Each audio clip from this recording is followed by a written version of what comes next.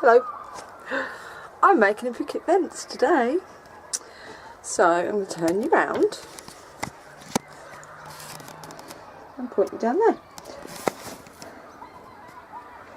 This is as far as I've got so far. But I want picket fencing around here. Around here. So it'll go around there. And a gate where the pathway is.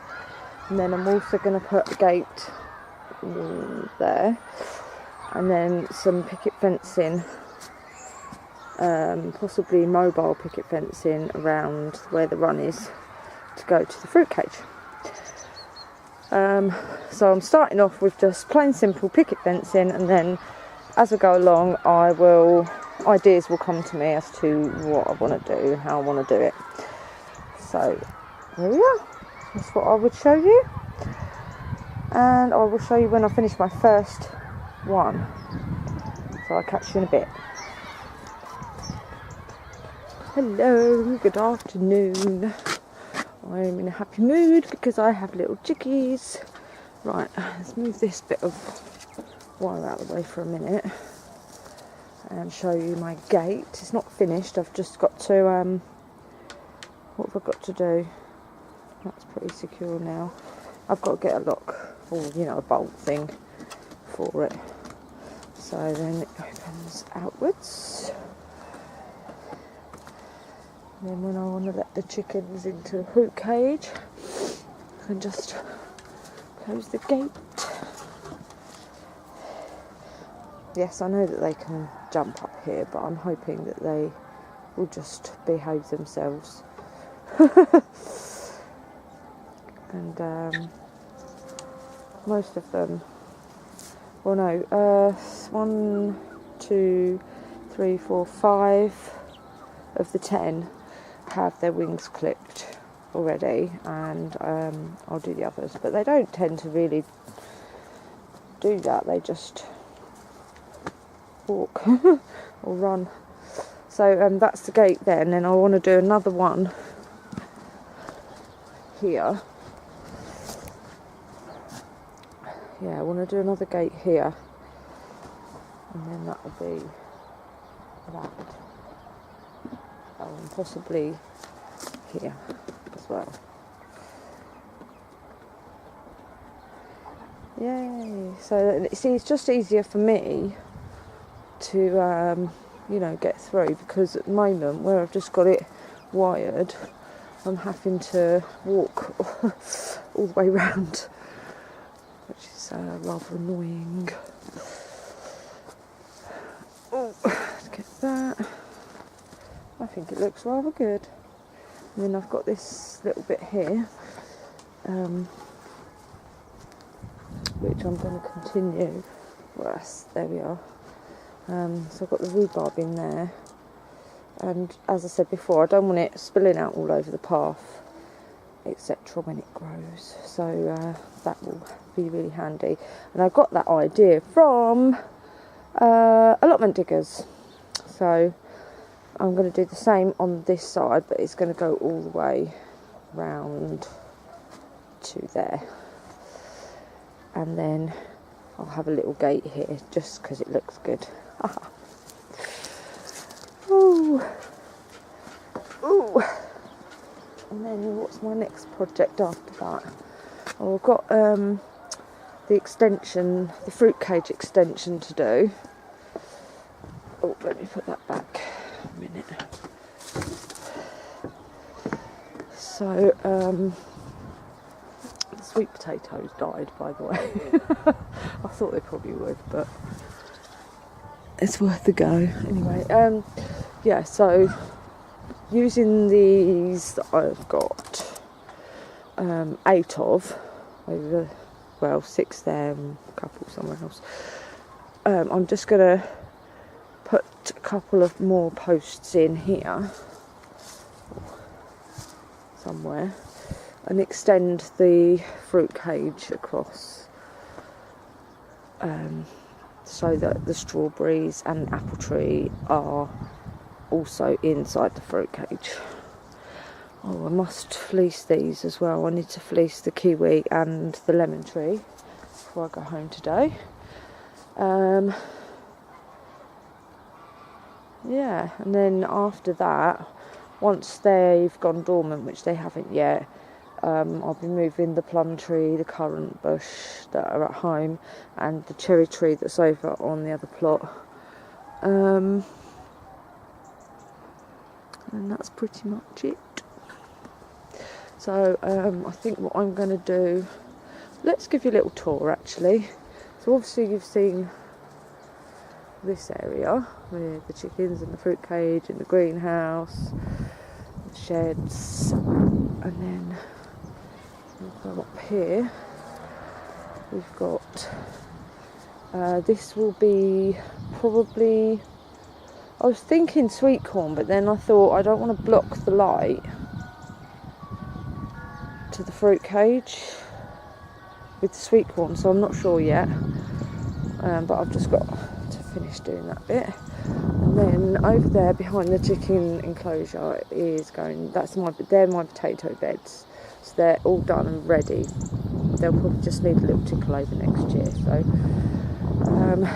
this will be a path once these two cabbages come out, and that will be a path.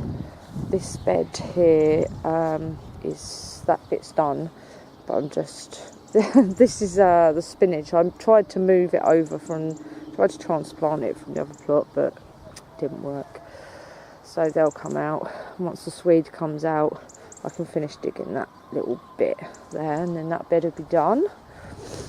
And we've got another path, and again my neighbour is getting through his carrots, and then I've got my leeks and some carrots and some beetroot, and then I've sowed some dwarf broad beans. Got 2 rows of those in here. Field beans on the path, strawberries. I don't know whether I'm going to leave them there. Actually, I might move them into the beds, the raised beds down there. And then I've got a couple of rows of dwarf peas, overwintering peas here, and 3 rows here. That's my last remaining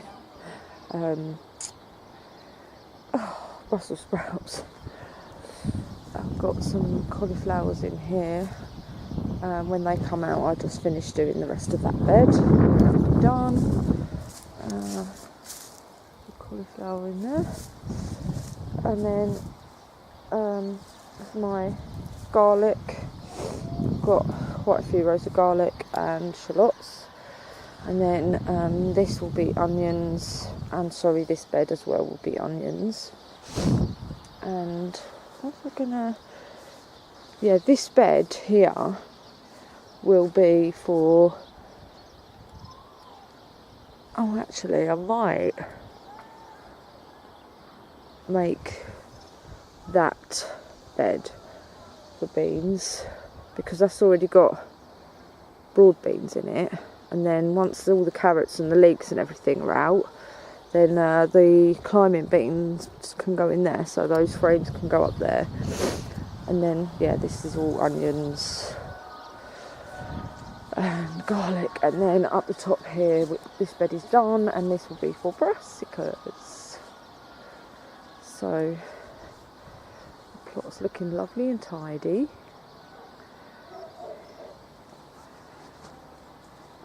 And I'm on top of everything, which I'm really pleased about, because this time last year I was not, and I wasn't on top of it until February. Or March even, when I had to plant potatoes. So I'm just waiting now really for the chickens to go to bed, so I might just carry on, do a little bit more digging here, and then I can go home and see if any more chickens have hatched, because there are 3 at the moment. 3 have hatched, and I've seen a definite 2 pipped eggs. The other egg I can't tell. I can't get under her enough to be able to see it. And I'm not sure whether the 2 that are pipped, let me turn around so I can talk to you. Yeah, I'm not sure if the 2 that are pipped are, will make it. But I might be being a bit impatient, because I know it can take like 24 hours for a chick to come out of its egg from first pip. So we'll see. But they're so cute. They're so adorable. And then tonight as well, I want to. I'm hoping that they've come out of their shells, because I want to take the nest box out. So that they have better access to the food and water, because Mummy is showing them, she's been showing them how to peck at the food, and they're like copying her. The 3 that are hatched, they've been copying her. It's so cute. Honestly, if you do anything in your life, you have to hatch some eggs. And I know people do them in their incubators, but doing it naturally is just amazing.